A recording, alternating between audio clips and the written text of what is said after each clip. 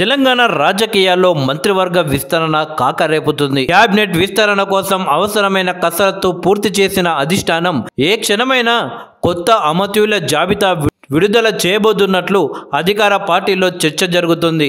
ఓవైపు క్యాబినెట్ విస్తరణకు అధిష్టానం రంగం సిద్ధం చేసుకోగా, మరోవైపు తమ సామాజిక వర్గాలకు మంత్రి పదవి కావాలి అంటూ పలువురు ఎమ్మెల్యేల డిమాండ్లు తెరపైకి తేవడం హస్తం పార్టీలో చర్చనీయాంశమవుతుంది. దీంతో అంతిమంగా క్యాబినెట్లో చోటు దక్కించుకోబోయేది ఎవరనేది ఆసక్తికరంగా మారింది. ఇదే సమయంలో మంత్రివర్గ విస్తరణపై బెట్టింగ్లు మొదలు కావడం హాట్ టాపిక్గా మారింది. కాంగ్రెస్ ప్రభుత్వం అధికారంలోకి వచ్చి ఏడాదిన్నర కాలం అవుతున్నా అదిగో ఇదిగో అంటూ క్యాబినెట్ విస్తరణ పోస్ట్పోన్ అవుతూ వస్తుంది. ఇక ఎట్టకేలకు అధిష్టానం సైతం పచ్చ జెండా ఊపింది. ఉగాది ముహూర్తం ఫిక్స్ చేసినట్లు ప్రచారం అయితే జరుగుతుండగా, మంత్రి పదవులు వరించబోయేది ఎవరికి అనే దానిపై జోరుగా బెట్టింగ్లు సాగుతున్నట్లు తెలుస్తుంది.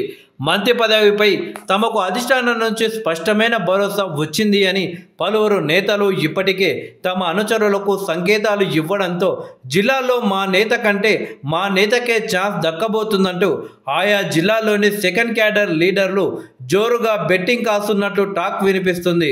ఓవైపు ఐపీఎల్ బెట్టింగ్లు జోరుగా సాగుతుంటే, వాటిని మరిపించే రీతిలో మంత్రి పదవులపై రాజకీయ బెట్టింగ్లు ఊపందుకున్నట్లు తెలుస్తుంది. మంత్రివర్గ విస్తరణ కాంగ్రెస్లో దుమారం రేపుతుంది. ఇప్పటికే జిల్లా సమీకరణాలు, సామాజిక నేపథ్యాలతో అన్ని అంశాలను పరిగణలోకి తీసుకొని ఓ అంచనాకు వచ్చిన అధిష్టానంకు ఇప్పుడు పరిస్థితి జటిలంగా మారిందనే టాక్ వినిపిస్తుంది. ఎంపీ సీట్లు, ఎమ్మెల్సీ సీట్లలో తమకు అన్యాయం జరిగింది అని, మంత్రివర్గ విస్తరణలోనైనా తమకు న్యాయం చేయాలి అని మాదిగ ఎమ్మెల్యేలు తాజాగా డిమాండ్ చేస్తున్నారు. క్యాబినెట్లో ఎస్టీలకు ప్రాతినిధ్యం ఉండాలి అని లంబాడ ఎమ్మెల్యేలు కోరుతుండగా, తనకు మంత్రి పదవి ఇవ్వాలి అని మల్రెడ్డి రంగారెడ్డి పట్టుబడుతున్నారు. నల్గొండ జిల్లా నుంచి ఇప్పటికే ఇద్దరు రెడ్డి సామాజిక వర్గం మంత్రులు ఉండగా, కోమటిరెడ్డి రాజగోపాల్ రెడ్డి సైతం రేసులో ఉండడం, ఉమ్మడి ఆదిలాబాద్లో ఓవైపు వివేక్, మరోవైపు ప్రేమ్ సాగర్ రావు గట్టి ప్రయత్నాలు చేస్తుండడం సిచ్యువేషన్ను మరింత సీరియస్గా మారుస్తుంది.